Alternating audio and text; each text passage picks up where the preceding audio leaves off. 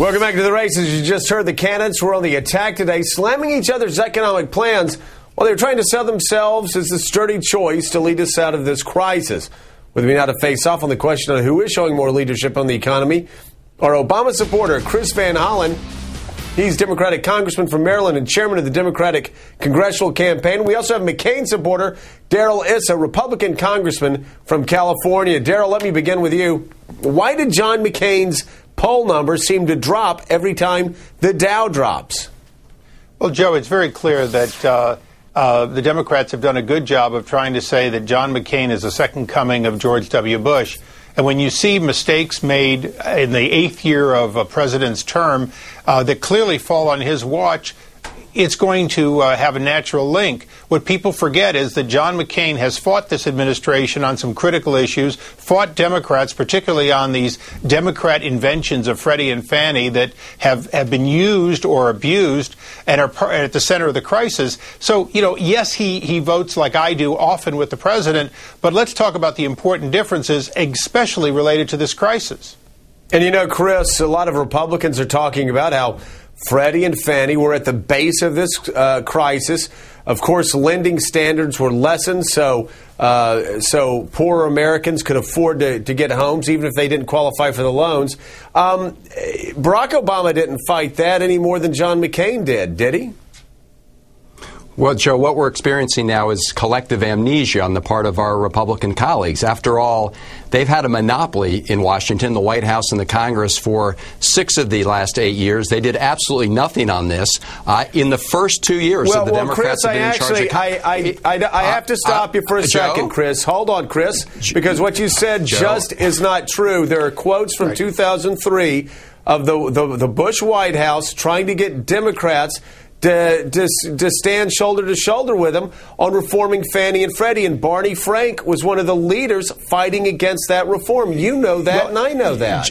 Well, and Joe, you know that. Let Chris respond. Joe, Joe, can you let me respond, please? Can you let me respond? That's why I just said, when I say let Chris respond, that means, Chris, you can respond. Now respond. Thank you. The Republican chairman of the Financial Services Committee is quoted over and over now saying he tried to reform the GSEs, Fannie and Freddie, and the Bush administration stood in his way. That's what he said. Now, the problem McCain's got is not just the fact that he's been supporting the Bush economic record, it's that he has been zigzagging all over the place during this economic crisis. And the fact of the matter is, just the other night at the debate, he said he had a new proposal. It wasn't Barack Obama's, it wasn't George Bush's, and he announced a proposal that the Congress had already enacted. The Congress had already given the federal agencies the authority to go in and buy up some of these loans if banks agreed to take part of the hit. And so now McCain's come up with a proposal that says the taxpayer gets to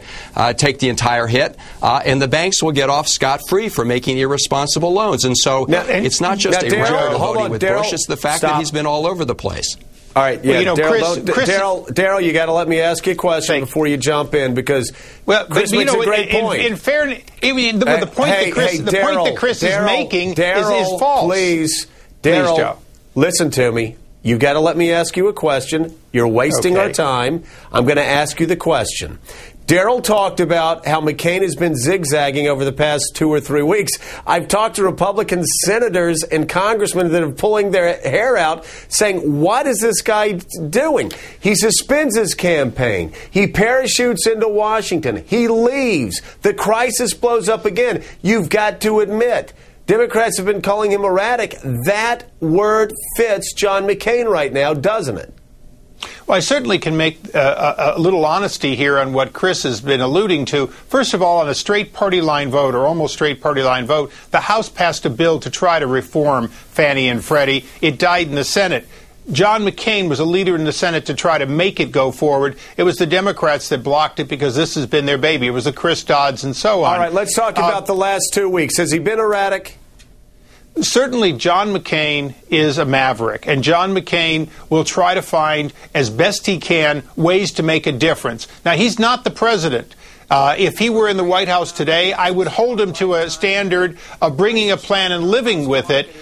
But in fact, what he's really doing is he's bucking a president that has the wrong plans. He's bucking Democrat leadership and even some Republican leadership that are buying into the wrong plans. So, is he trying to find a soft spot to make a difference? Absolutely. Is he coming up against a president, President George W. Bush, who's on the wrong side of the solution? Absolutely. But President Bush is standing there with Barney Frank with the wrong solutions. That's the reason the market's gone down 2,000 more points. And finally, Chris, we've got to wrap it up, but I'll throw you the softball of the day.